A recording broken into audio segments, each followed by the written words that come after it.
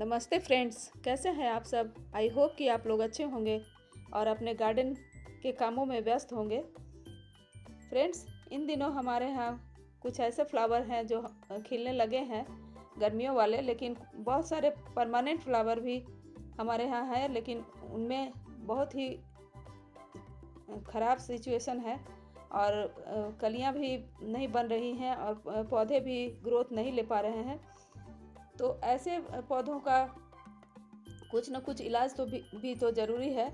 और अभी के मौसम में अगर हम केमिकल फर्टिलाइज़र डालते हैं तो बहुत ही नुकसान होता है। तो कुछ ऐसे ही ऑर्गेनिक फर्टिलाइज़र की बात मैं इस वीडियो में करूंगी, जो कि इन दिनों इन पौधों में देना ज़रूरी है और इससे ओवरऑल ग्रोथ बहुत अच्छा होता है और ग्रोथ भी निकल कर सामने आती है और कलियां भी निकलते हैं और फूल भी खिलते हैं। कई पौधों में तो ये भी समस्या है, विशेषकर हिबिस्कस में, कि कलियां जो बन रही हैं वो भी पीली होकर गिर रही हैं। तो कुछ न कुछ न्यूट्रिएंट्स के कमी के कारण ही ऐसा होता है, या तो उनमें कुछ कीड़ों का अटैक है या फिर कुछ न्यूट्रिएंट्स की कमी है। तो आइए हम इसी टॉपिक पे बात करें कि कौन से खाद इस समय देने चाहिए ताकि हमारे पौधे हरे भरे हो जाएं और काफ़ी सुंदर फ्लावरिंग कर सकें। बात करूंगी पेरेनियल प्लांट्स की, जिनमें हम इस खाद का यूज़ करेंगे। कुछ गुलाब के पौधे, कुछ उड़हुल के पौधे या हिबिस्कस के पौधों की। तो दोस्तों, वीडियो अंत तक देखिएगा। वीडियो अगर अच्छी लगे तो एक लाइक ज़रूर कीजिएगा। चैनल में नए हैं तो सब्सक्राइब भी। एक कमेंट तो बनता ही है कि मेरी वीडियो आपको कैसी लगी, और बेल नोटिफिकेशन प्रेस करना ना भूलिएगा क्योंकि सबसे पहले आपको मेरी न्यू वीडियो मिल सके।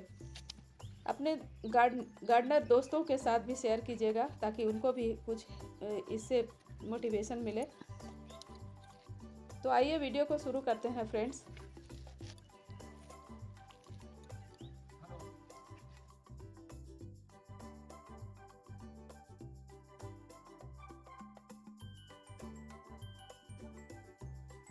फ्रेंड्स, जिस ऑर्गेनिक खाद की मैं बात कर रही हूँ वो केले के छिलकों का ऑर्गेनिक फर्टिलाइज़र है, बनाना फील्ड फर्टिलाइज़र। उसको हम दो तरह से देंगे। पहला विधि ये है कि उसको हम काट कर पानी में 2 दिनों के लिए भिगो दें। छोटे छोटे टुकड़ों में काटे या पूरा छिलका भी आप डाल सकते हैं, लेकिन काट के देने से ज़्यादा सही रहता है।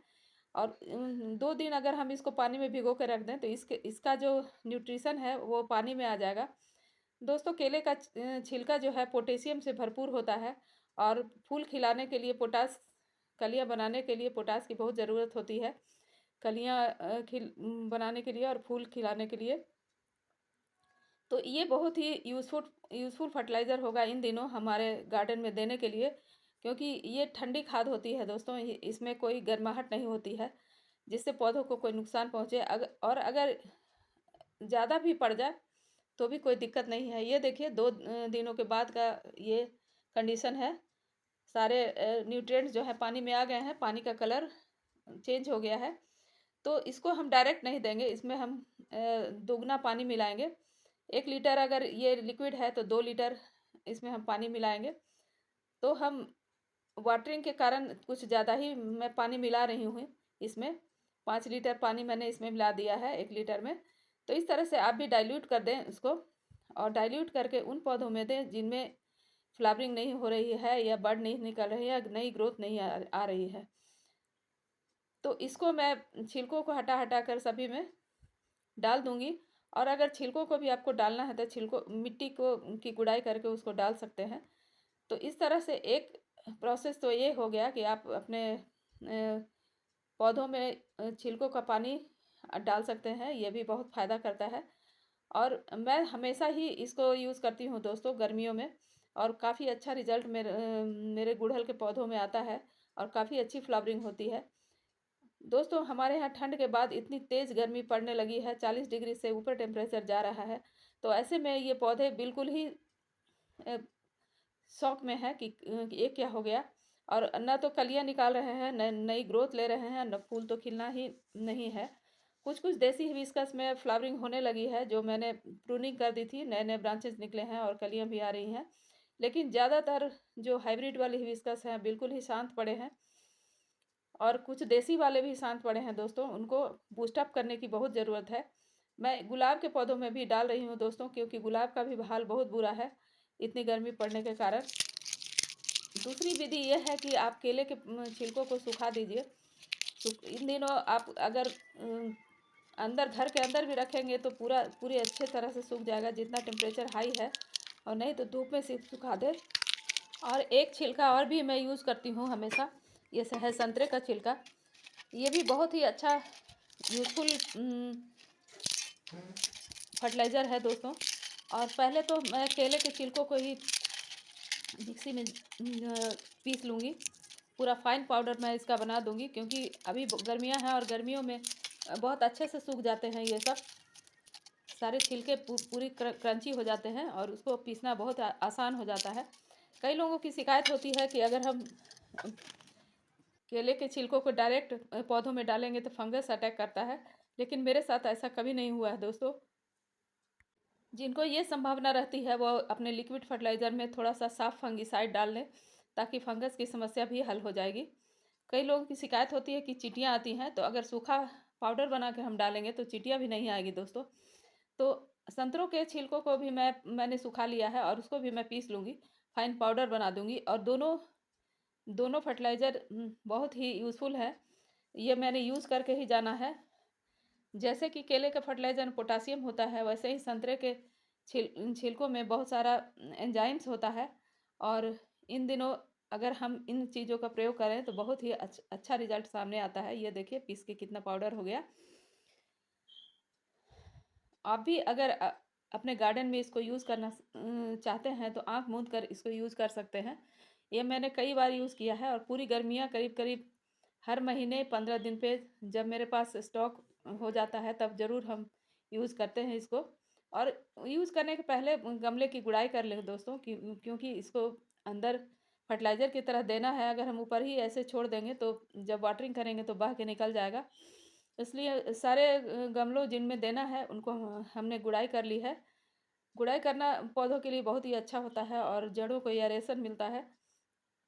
तो इस तरह से मैं सभी पौधों की गुड़ाई कर लूँगी, और एक एक चम्मच दोनों खाद जो है पाउडर, केले के छिलकों का पाउडर और संतरे के छिलकों का पाउडर, दोनों को एक एक गमले में एक एक चम्मच दोनों को डाल दूँगी, और मिट्टी से फिर से ढक दूँगी। ये देखिए मैं सभी गुड़हल के पौधों में डालूँगी और गुलाब के पौधों में, और जितने भी पेरेनियल प्लांट्स हैं सभी में जिनमें ज़रूरत है, जिनमें ग्रोथ नहीं हो रही है, फ्लावरिंग नहीं शुरू हुई है, तो उन सभी में मैं डालूँगी। या तो लिक्विड बनाऊँगी या तो पाउडर ही डालूँगी, लेकिन सभी में डाल दूँगी। अभी मेरा गार्डन पूरा अस्त व्यस्त है, इसलिए जैसे तैसे मैं शूट कर रही हूँ दोस्तों। और पौधों को देखकर तो मन दुखी हो जाता है कि इनमें कोई ग्रोथ भी नहीं हो रही है और फ्लावरिंग भी नहीं हो रही है, तो इसको भी करना बहुत ज़रूरी हो जाता है। तो ये सारे पौधे मेरे पेरेनियल प्लांट्स के हैं, और ये गुलाब के जो मैंने जैसे तैसे किसी तरह से अरेंज करके रखा हुआ है, और जब तक छत पे काम होता रहेगा तब तक ये ऐसी ही स्थिति में रहेंगे। केवल मैं दोनों शाम वाटरिंग कर पा रही हूँ, मैं इनको कोई काम नहीं कर पा रही हूँ दोस्तों। देखिए किसी देसी वाले हिबिस्कस में कलियां बन रही हैं, लेकिन और सभी हिबिस्कस बिल्कुल शांत पड़े हैं। इक्का दुक्का फ्लावरिंग हो रही है, देखिए ये हाइब्रिड वाला है। और जैसे तैसे मैं किसी तरह से पौधों को अरेंज कर पा रही हूँ।